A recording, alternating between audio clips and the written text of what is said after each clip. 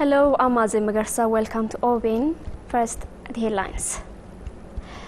House evaluates work performance of the Ministry of Peace.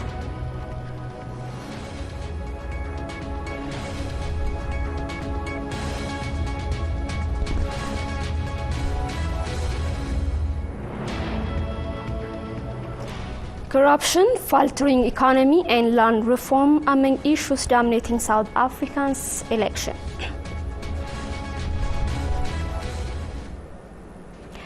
Now the news in detail. The Ministry of Peace disclosed that political leadership and security officials who are responsible for displacements of communities and violation of human rights will face the full forces of law. The House of People's Representatives has evaluated the last 9 months' work performance of the ministry. Leta Teresa has more on this.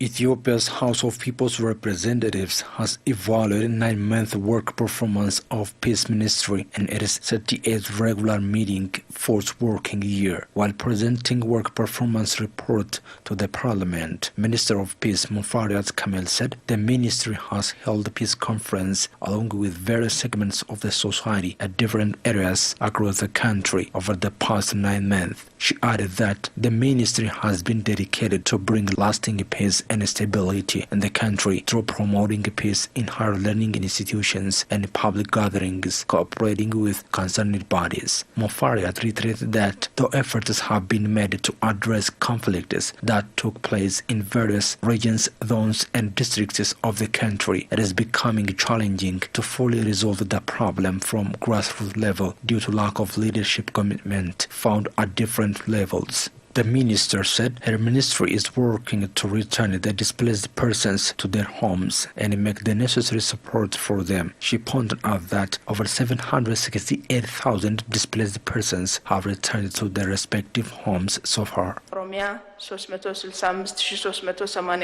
The number of displaced citizens so far returned to their homes include in Oromia 365,383, Benishangul Gumuz 37,026, Amhara region 12,680, Somali 297,378, Southern nations, nationalities and peoples region except Gado 56,021. Totally 768,488 displaced persons have returned to their homes. According to the minister, shelter, food, agricultural tools and other materials have been provided to the displaced citizens, especially where they are found in mass. Regarding ensuring the supremacy of law, Mofaria said legal measure has been taken against perpetrators who committed different crimes and is suspected of engaging in displacing people starting from 2017.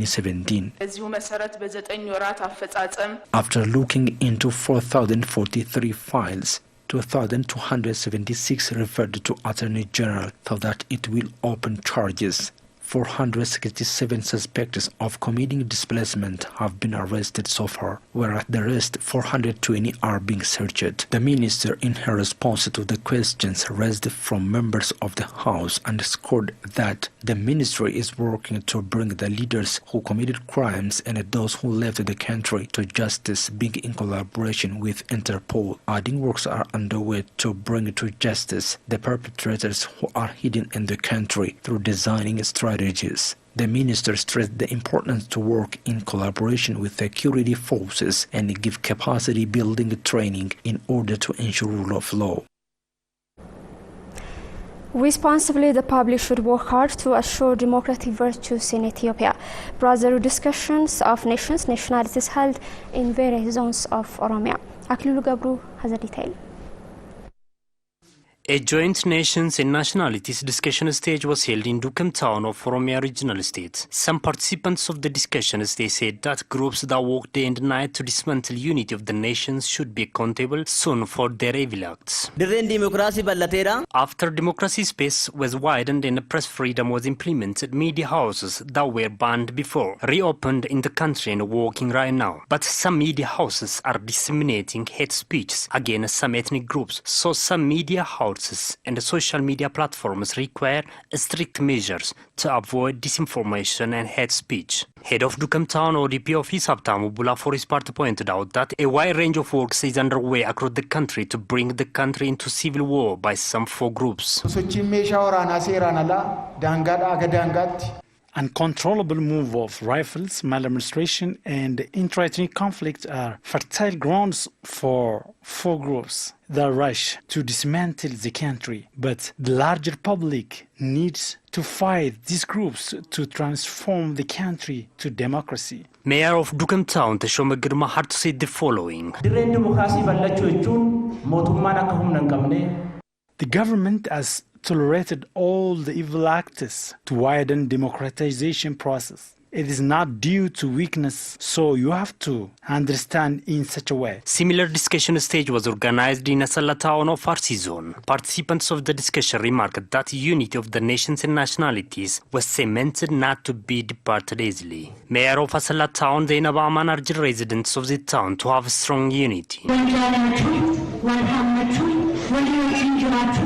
Love of the country, love for each other, and helping each other are the good values that we have to have in our entire life. Administrator of Farsi Zone Abadar Abda reminded the larger public to vigilantly safeguard the peace of their area. Meanwhile, discussion stage was also held in Mattu town of Ilubabor Zone. Nations who reside in the zone appreciated Ilubabor Zone for being role model of peaceful coexistence.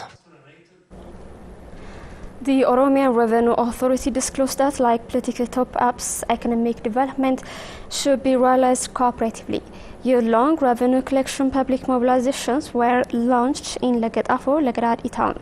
Tamaskan Mulatu has more on this. The tax collection mobilization has been kicked off at the Legatafo Legadadi town of Oromia Special Zone surrounding Finfinne. Deputy Director General of the Oromian Revenue Authority, Hussein Usman, on the event underscored that the victories achieved on political arenas should be supported by economy. The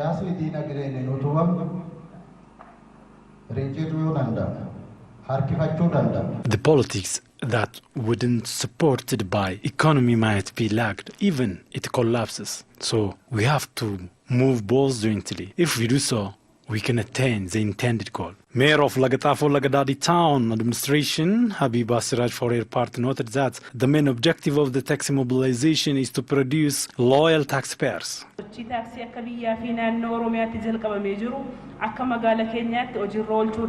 Through implementing the started regional tax mobilization, we are working to produce loyal taxpayers in our town. This is resulted in scaling up the town's revenue, she said. Damt Oljira, head of Legatafo Legadadi Town Administration Revenue Authority Office, said with the works done on the tax collection, town's revenue has been increasing. Various segments of the town society has been chosen for the ambassadors of revenue of the town and promised to encourage people to loyally pay their taxes. The Ethiopian Tourism Organization declared that Ethiopia doesn't benefit from tourism sector as per the resources it owns. Aiming at increasing income from tourism sector, Ethiopia kicked off tourism sector satellite account. Fkadu Brahanu. History of tourism started at the time of the Second World War, according to the data gained from different sources. The process is directly connected with social and economic movement of the people. Due to this, it started to be source of income for countries. Accordingly, many countries have been benefiting from tourism sector. However, the Ethiopian Tourism Organization announced that the country couldn't benefit from the sector as per resources it has. Director General of the Ethiopian Tourism Organization, Lensa Mokonnen, said the government is working with great commitment to attract many tourists to the country through tourism satellite accounts.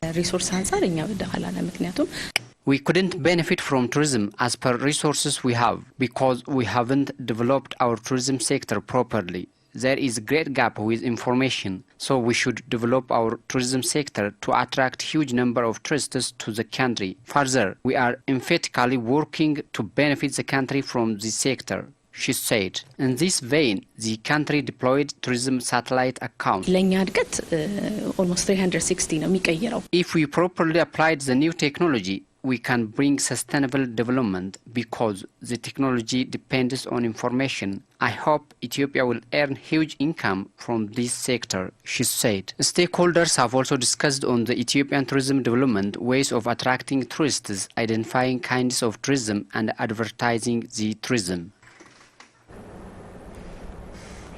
Recognizing haters in political ideologies, 4 Oromo political parties agreed to work on Oromo unity and economic prosperity. The parties held their discussion in OBN studio. Olumai Baina has more on this.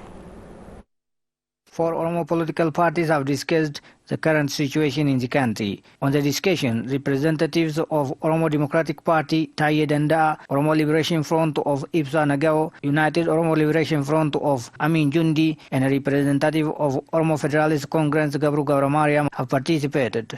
The representatives said that their party supports people-to-people relations, a strengthening approach started in the Oromia regional states. We believe that nations, nationalities and people of this country should live together through supporting and respecting each other. The relations of political parties should also be based for the relations of people of this country. Oromo people should also continue its brotherhood relation with other nations, nationalities and people of the country as usual. The government has given special attention to citizens displaced from different parts of the country due to various reasons. So we will continue till everything is stable. Strengthening long-lasting relations of nations, nationalities and people of the country should be strengthened. The political parties say that they should narrow their political ideology differences and strive for economic improvement in the country.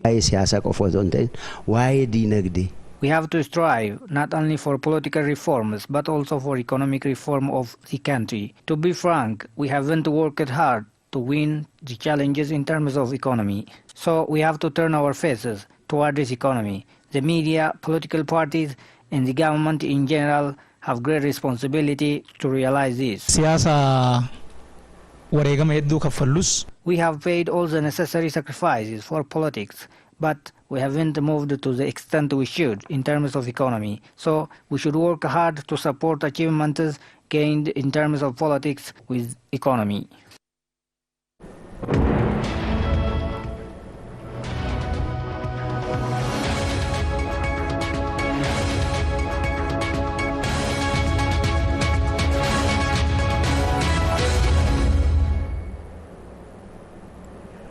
Welcome back. Now the news from abroad. The African National Congress ANC faces tough test 25 years after apartheid. Anger over corruption, the faltering economy and land reform are key issues as South Africans votes in the 6th democratic national election since apartheid ended 25 years ago. With 27 unemployment, young people queuing to vote have been speaking of their difficulties in finding jobs. The African National Congress, which led the fight against apartheid, has governed the country since 1994, but its support has eroded as large inequalities have remained. The centrist Democratic Alliance and left-wing economic freedom fighters are providing the main challenge. The BBC's report showed the party's stance has forced the ANC to consider drastic measures to transfer more land more quickly into black hands, which has resulted in a pledge to conduct land expropriation without compensation.